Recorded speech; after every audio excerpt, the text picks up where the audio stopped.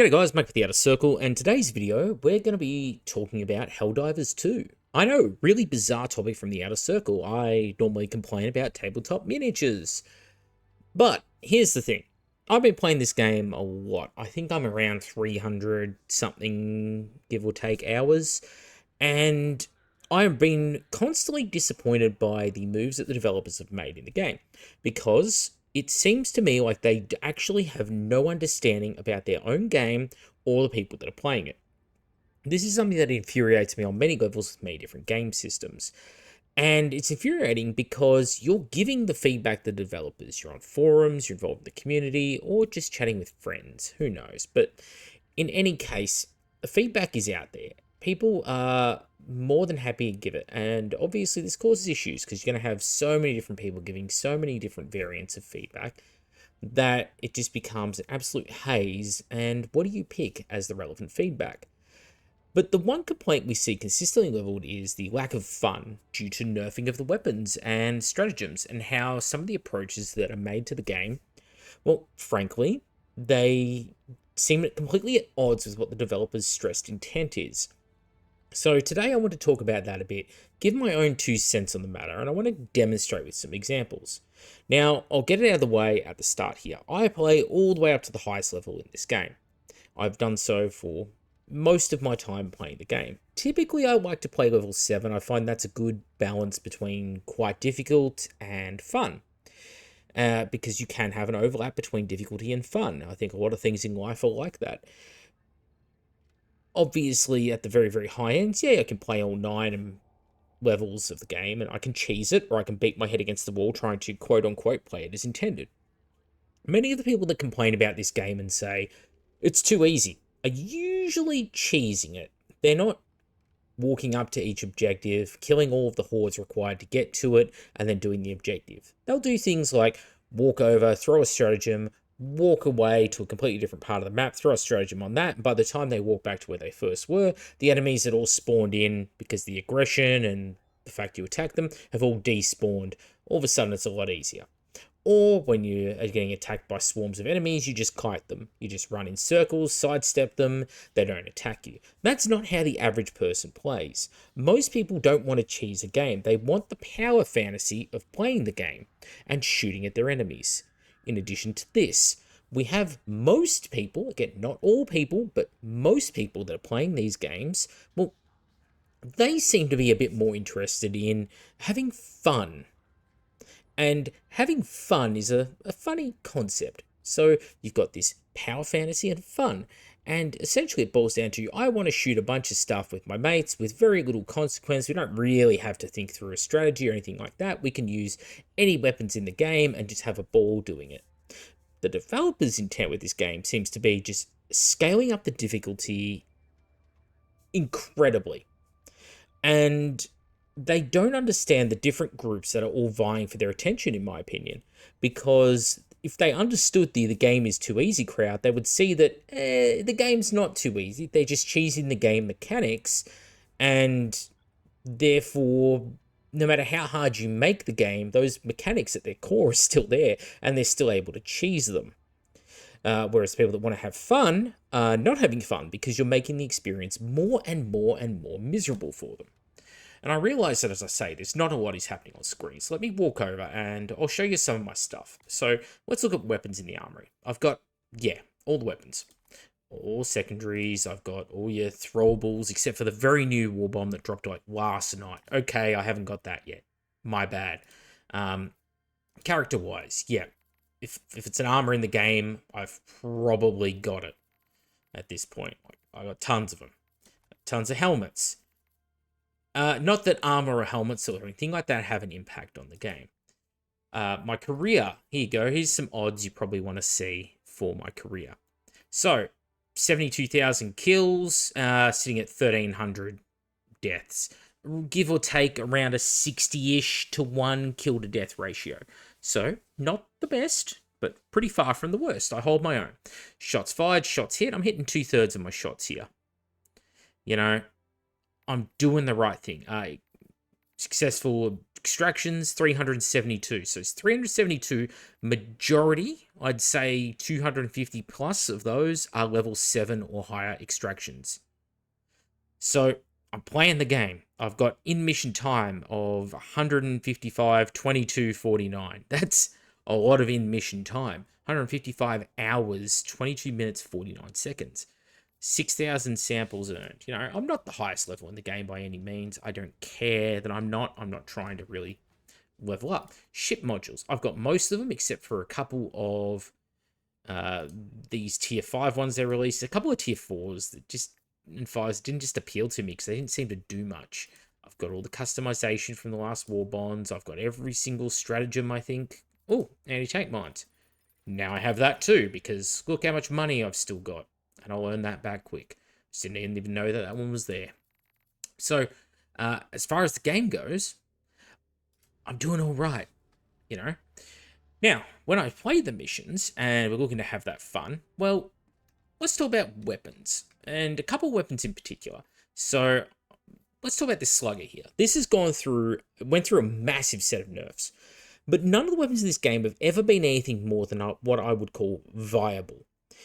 But the developers' approach to this game, as many have put it online, is if you have a car with a flat tyre, the developers will come along, see your flat tyre, go, hey, we notice you're using the 3 good tyres a lot, therefore they must be overpowered, and they'll shoot your other 3 tyres on your car.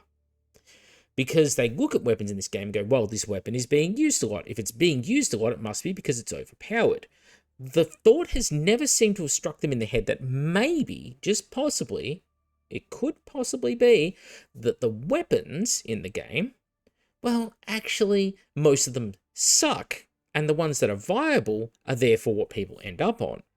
The Slugger is a case in point of that. Slugger had this fantastic ability that it would knock and stun enemies that closed in on the weapon.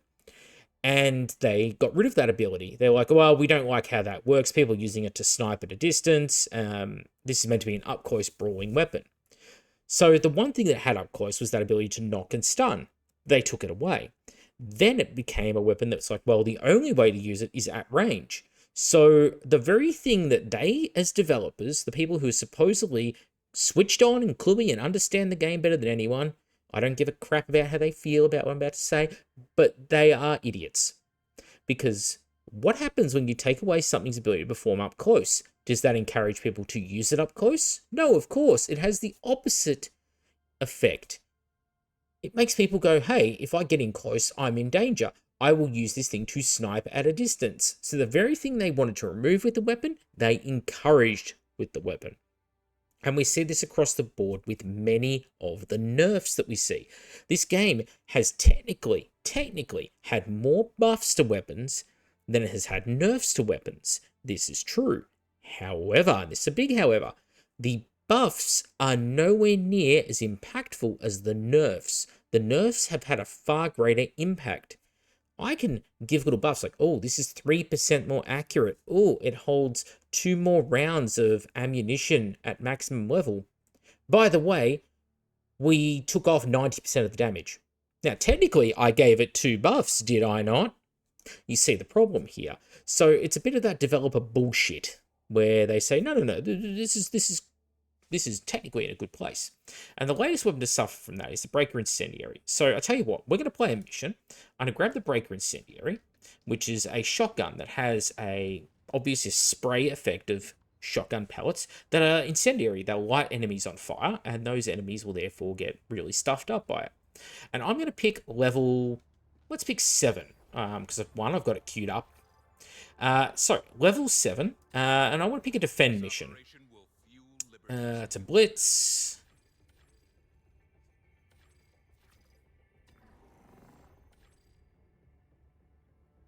That looks like a defend. Beautiful. Well, level 7. There are 10 levels in the game. I play them all. But level 7 is where I find it's typically the comfort zone. This is where people start to get a bit of their try-hard on, because the rewards start to be commensurate with the effort that you're putting into the game, but the fun factor of the power fantasy is starting to go. So, at level 7, I'm going to hop into my Hell Pod, and obviously I'm on my own. Now, when you have 4 players, this is a lot easier. But I don't have 4 players right now. I have me because, well, I didn't tee up any of my mates to join me. So I'm going to pick what stratagems I'm going to take with me. Now, the developers of the game say your primary weapon shouldn't be strong because you have stratagems. You can rely on this list of items and they will carry you through the mission, where your weapons will not. Okay, well, let's see. I've got options here like Orbital Rail Cannon Strike. This is really good. If there's an enemy charger, big bug, and I drop this railgun on it, that charger is dead. And then for 3 minutes afterwards, 180 seconds, I'm not going to have that ability. Or I could pick something it competes with, the Orbital Precision Strike, which in 77 seconds is going to have an area effect that will do the exact same amount of damage and instant kill a charger. Which one will I pick here? I don't know. Hard choice. One of these is a lot more useful than the other. But let's pick the railgun, because that one, in theory, will guide itself to the best possible target. You don't really have to aim when you throw it. So that's going to make our list. But if you're sitting there looking at the spreadsheets like the developers do, because, you know, we balance entirely through spreadsheets, we don't actually look at how the game plays. You look at this and you go, we notice Orbital Precision Strike is being used an awful lot, and Rail Cannon isn't. Well, obviously, Orbital Precision Strike is overpowered. That's the only reason people are using it. It's like, no, they're using it because the other ability takes forever to use. You see, you're creating your own biases here. What other ability will I use? Well, Static Field, I could strike a bunch of enemies and that will slow them down, and then I could hit them with another ability. Okay, that might be useful. But I need something that can do damage. Well, gas is pretty quick. Can't really hurt the big guys, but it's 64 seconds between uses, a whole minute. That's a longish time in a mission like this. I need something I can call repeatedly. So I'll pick an Eagle.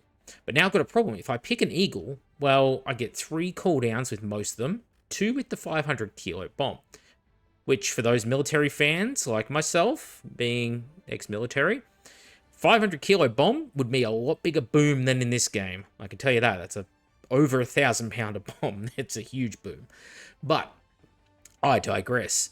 So I look at my Eagle options and I go, well, I want something that's going to have an area effect, so it's going to be Napalm because I'm fighting bugs. But if I pick the Napalm Eagle, if I picked any other Eagle, the minute I've used all my Napalms, they don't recharge. They will not reset until my other Eagle options have rearmed as well. Now, this causes a conundrum because you don't really want to bring multiple Eagles if they're all going to go on cooldown at the same time, and that could be 5 minutes after you used the last one. So you haven't had access for a long period of time.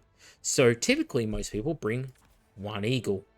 All right, what about other offensive and defensive items? Well, I can take more orbitals, for example, but we need to get some defensive stuff here. Let's go with a shield. Which one? We'll go the shield generator. Ballistic shield's good, but it will only work when you get hit in the back if it's on your back, and if you're wearing it on the front, you're going to use a one-handed weapon. I'm using the Breaker Incendiary. That's a two-handed weapon, so, well, the shield's no good for that, unless I get hit in the back, and, well, it doesn't protect my legs, doesn't protect my head, it only protects my back, and it doesn't protect my front at all. Whereas if I take an energy shield, it protects all of me. I could pick a guard dog, or the guard dog with the laser.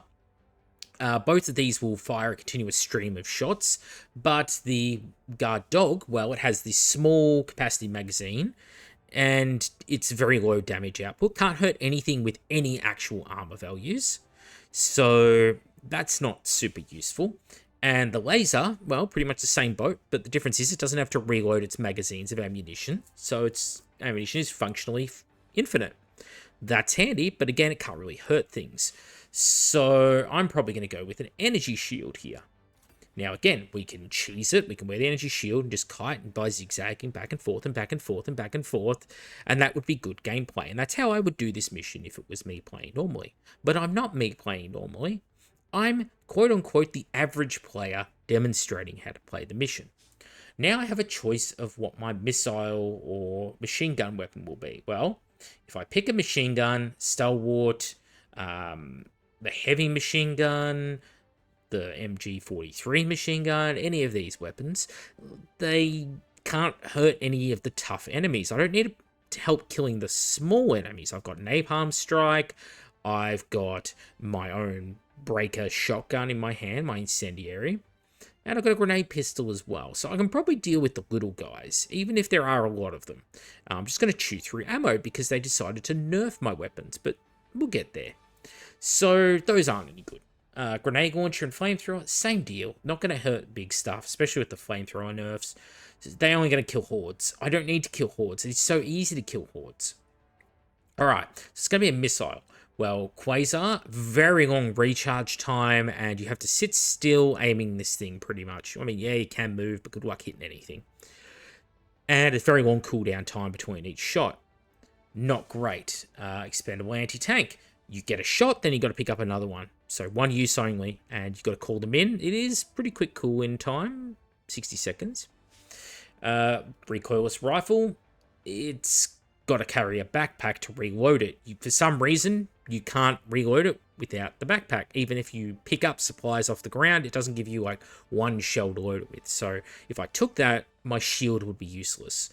So I can't take that.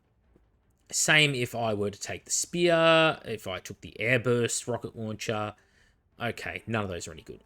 Railgun, it's not going to kill heavies reliably unless I do dangerous things with it. The arc thrower is awful, so let's not even think about that. The anti-material rifle can't hurt the big enemies. It can only hurt those sort of mid-sized ones. So can the autocannon. The autocannon is probably the best weapon for me in the game.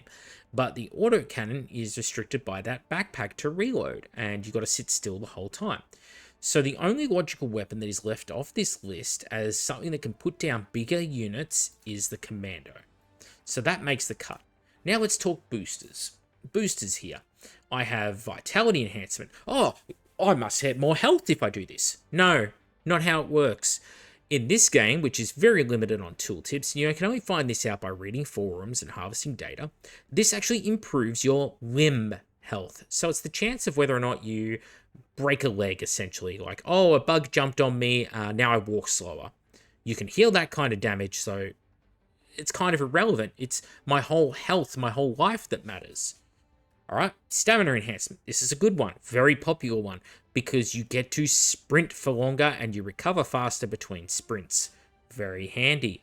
The muscle enhancement. You can climb up and down things easier, but seems to have no effect on elemental parts of the map. When you get like snowstorms and blizzards blow in and stuff, has no effect on that. So this is one of those ones that's almost wasted space a lot of the time. The UAV recon booster. My radar reveals a bigger area in a circle around me of where enemies are. But spoilers on a defend mission and, well, most missions, not really that important because you can usually see enemies coming or hear them coming. There are many ways of telling that they're nearby. The increased reinforcement budget. Well, cool. More lives to throw away. Can be useful if you're playing a big mission, hard difficulty with lots of people. Same as the flexible reinforcement budget. Alright, we ran out of reinforcements, but we generate a new one every, 2 minutes or so. It speeds that up a little bit. It can be handy. Alright, Hellpod space optimization. Come out of the Hellpod with all my ammo, grenades, and stims fully loaded. Awesome. Very handy because it affects all the players in the party. Unfortunately, there's only me in the party right now. But there are stratagems that can mitigate some of this. I can immediately call in supplies, for example, when I spawn into the game, because I'm probably not going to need supplies again in the first 5 minutes of the game. Well, we'll get back to that. But why aren't I starting with all of my equipment?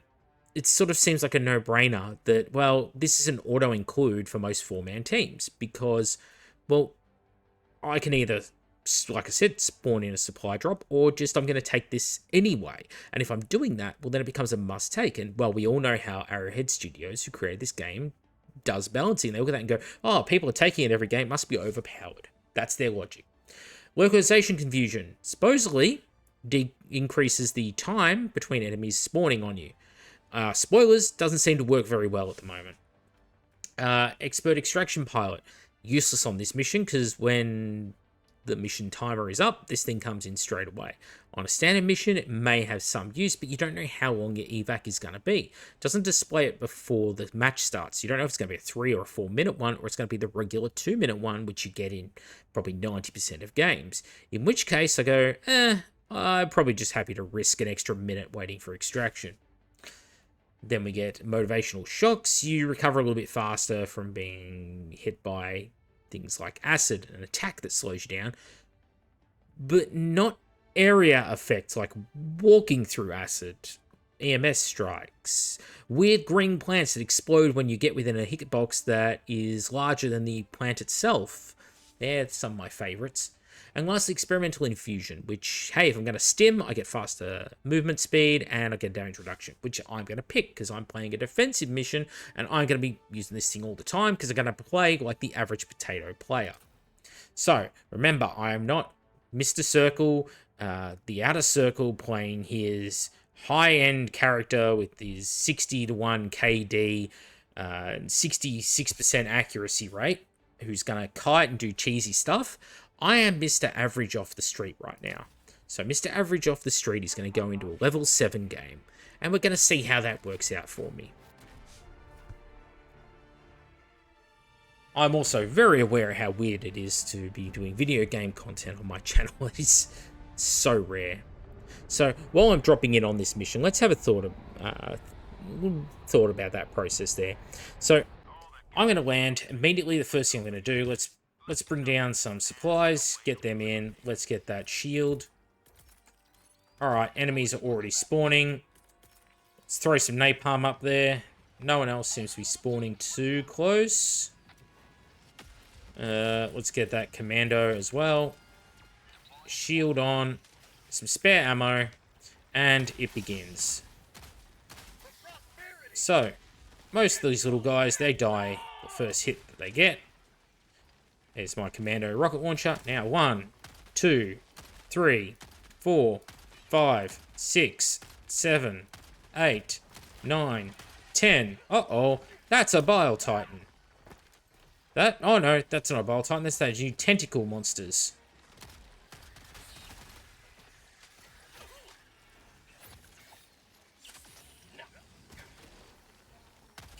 So again, the average person is going to run in long straight lines. They're not going to move to side too much. So I'm pummeling these guys with shots. Many of them are bouncing off because of their armor. But remember, these are a relatively weak enemy. Where is that guy who's spitting these tentacles at me?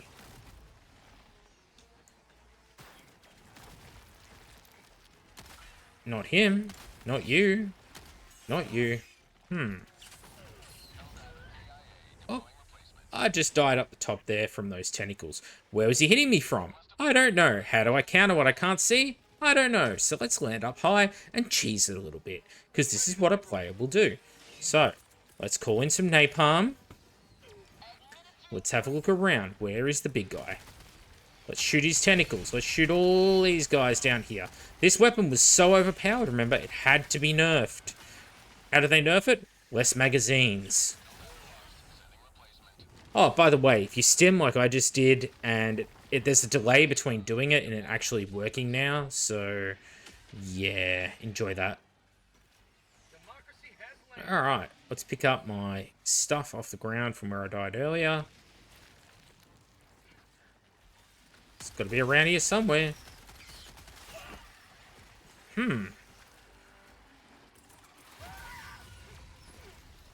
Stimming. Oh, look, I'm in all these bodies underground.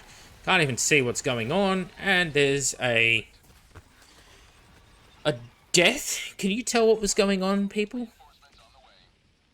I don't know about you, but I was having fun. Oh, Charger Behemoth. Can't really hurt them. Oh, another Charger. I dived. What more was I supposed to do then, if you're the average player? What was the counterplay then? Let's go across the map again. Nice and far away from everything. And let's throw that railgun. Oh, that's not good. He's still alive. And I got ragdolled across the map. And I died just on landing. Again, what was the counterplay here? We're playing like average Joe, so let's try and crush the Bile Titan. Squash him. Didn't quite hit.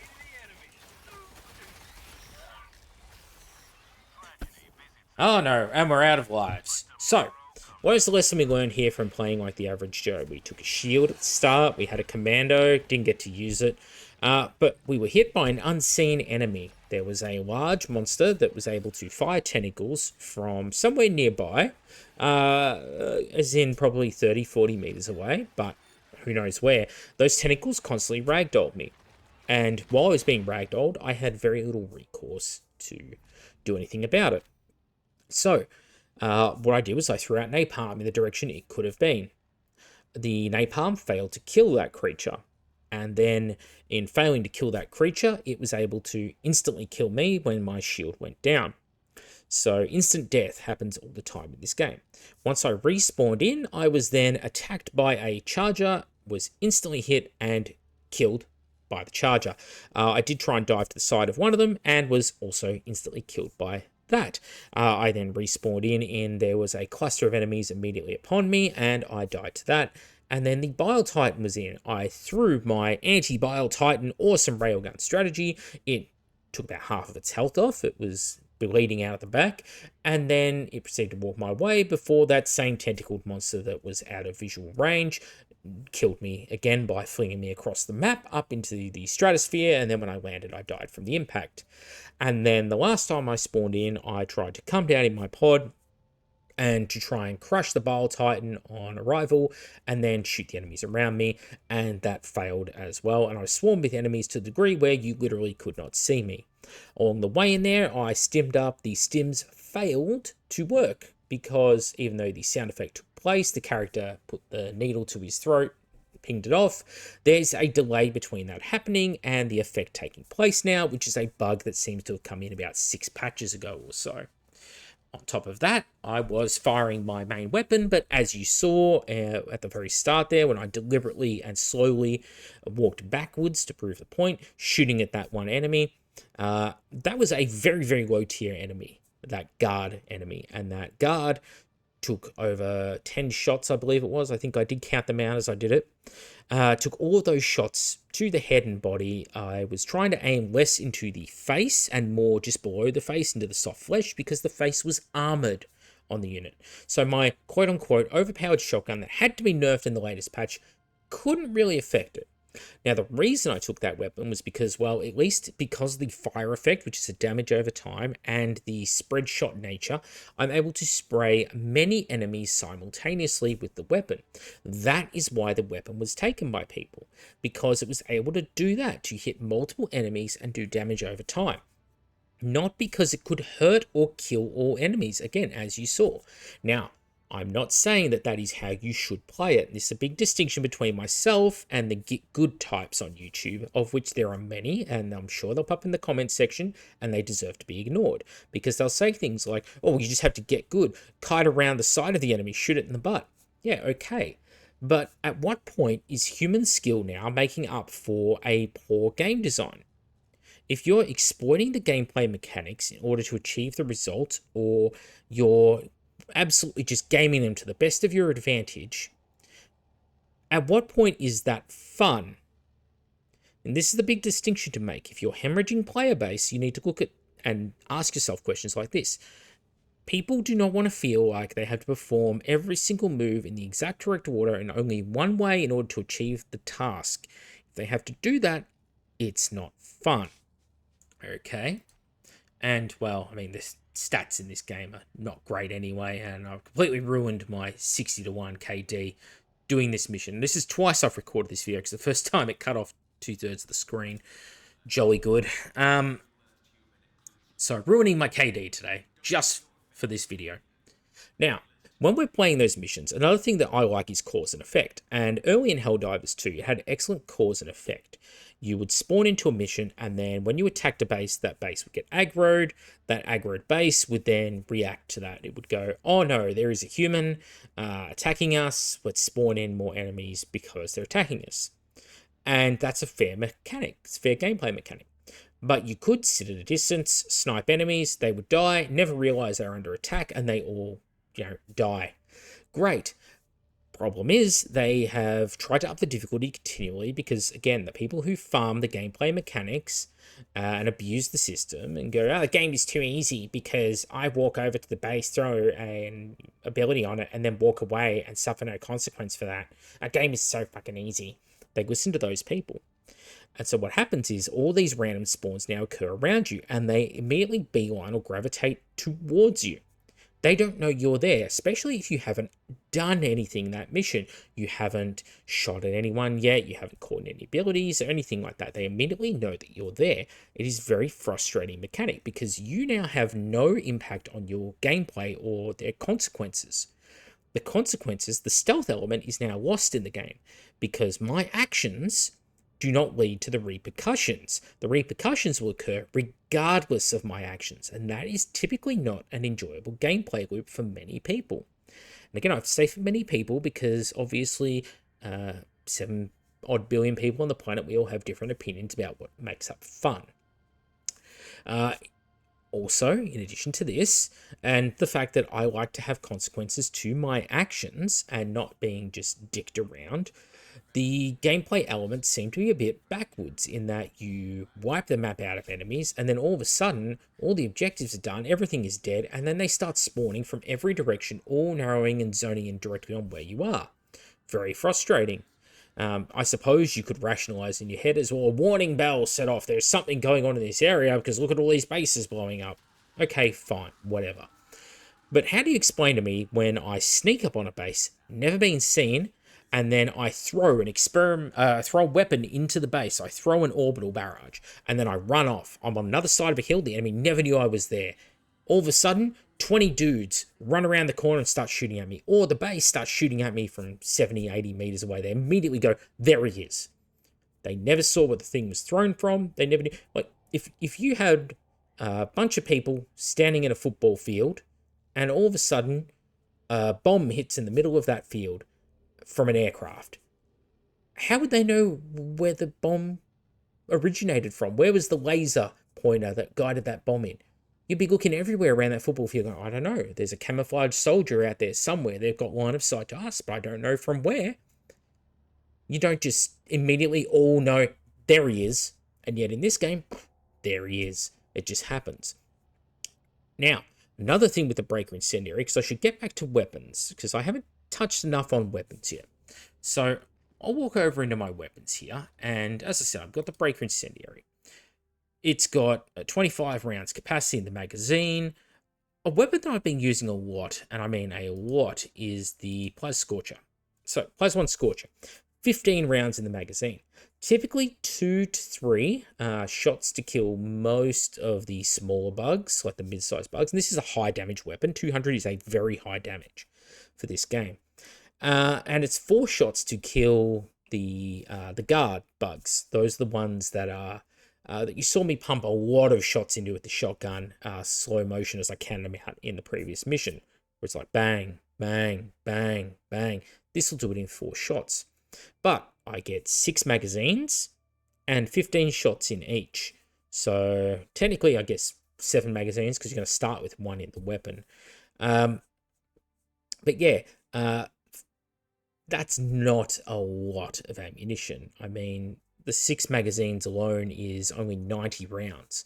And if you're taking 3 to kill each enemy, essentially you have 30 kills up your sleeve with this weapon. Let's say 35 kills if you're going for the full 7 mags that it has. So 35 kills is not a lot when the average bug breach is going to spawn something like 20 bugs. You're going to need to resupply very quickly. So even though it's a high damage weapon, it is relatively accurate, relatively quick to reload, it doesn't have crazy recoil, has good armor penetration, more or less speaking.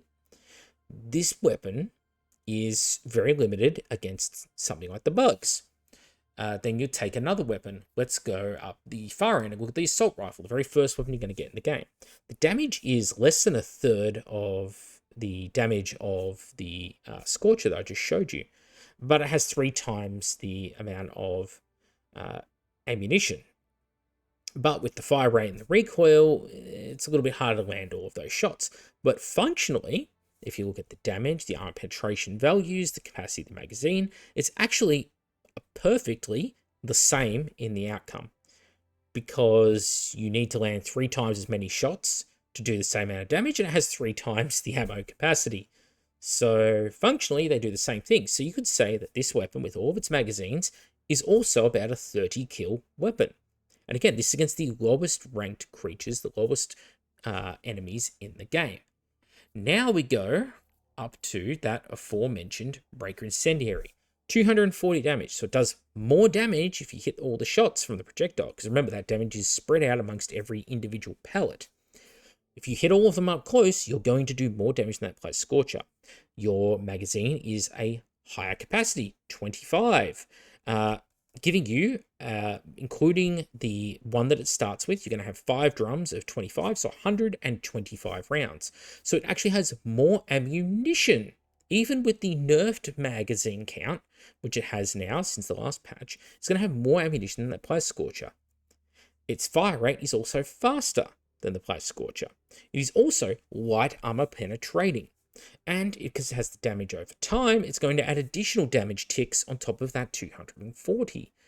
And you can spray a wide area because you don't need to be as precise. It's not a single shot to kill weapon like that Scorcher was. It is a spread shot, so it's very forgiving when you fire it. Does that make it overpowered? No. But if you're fighting an instant enemy who is spread out everywhere, are attacking you in swarms, and need many shots to kill because of the time to kill, what kind of weapon will a person naturally gravitate towards?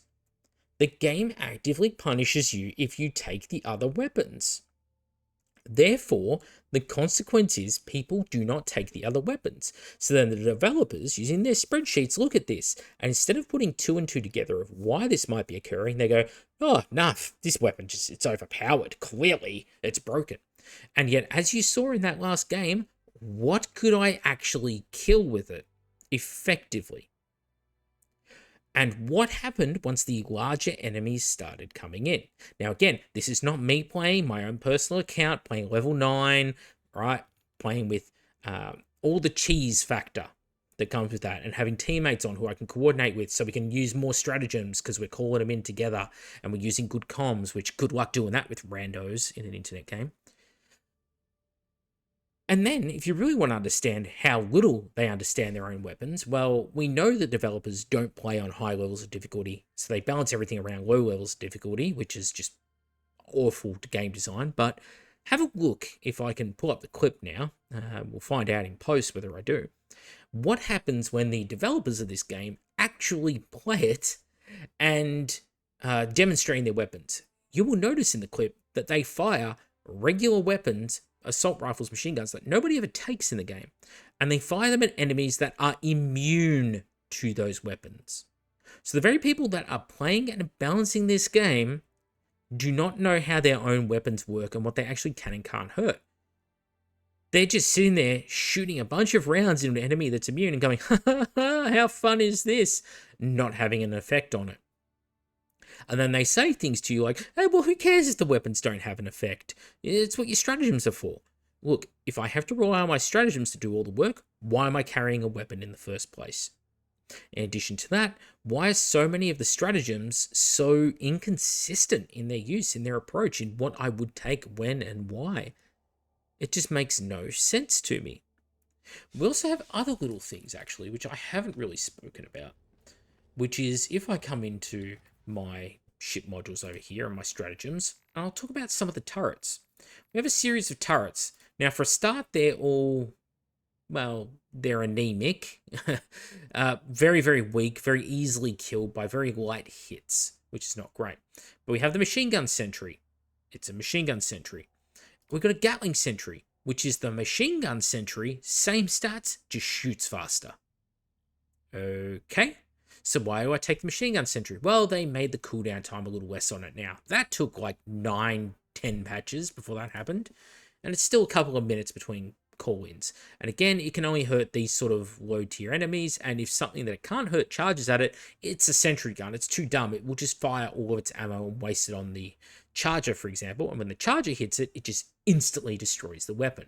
So kind of useless. Mortar sentries. They're good once you get the, I think it's tier 5. Yeah, tier 5 upgrade, where I can actually pick out a target and it will shoot at that target if it's in range. But apart from that, it will just dumb fire and blind fire in salvos. And if you happen to be in the area or your teammate is, they will just get killed by your own turret. Not the greatest. Autocannon Sentry, a bit of a stalwart because it can hurt everything. It is good at killing the big units. Great. Not so good with the little guys though, and it always fires in 3-round bursts, so it depletes its ammo pretty quickly, shooting at suboptimal targets. But as you can see at the moment on screen, it can shoot the really big guys and kill them. Very handy. And then we have Rocket Sentry. It's like, this must be for killing really big guys. No, it's very much so an anti-infantry unit. When it says it's effective against armored targets, it seems to do less damage than the autocannon does against armored targets. I mean, these sentinels that you see on screen, yeah, you can kill those with most light firearms. They're not a threat. So right now what we have is kills infantry, kills you, also kills infantry, but can kill the bigger stuff in a pinch, kills infantry, and stuns things in place. Oh, and shout out, honorable mention to the Tesla Tower, which will kill anything that gets in its radius. But of course, the big guys will take a hit, it'll hurt them, and then they just touch it and it dies instantly. Because, like I said, these things have, well, I think they're made of like polystyrene paper cups. Yeah, they've got no durability. Shield generator relay, this thing goes down so quick, and you never see enemies in game just stand there and shoot at you like that. They will close the distance on you, charge you down, and attack you. So this is just totally unrealistic to how it plays out. HMG emplacement. I can call it in and have a weapon that can only hurt, again, the little guys on screen. And I know I'm droning on a bit here, but the point I'm trying to make is all of these weapons, as you can see, are being demoed against the small, weak enemies. The kind of enemies that rarely pose you problems apart from the fact that you just don't have enough ammo in your primary magazines to deal with the swarms of them. They are easy to kill. It is not an issue that you're being swarmed by these little guys.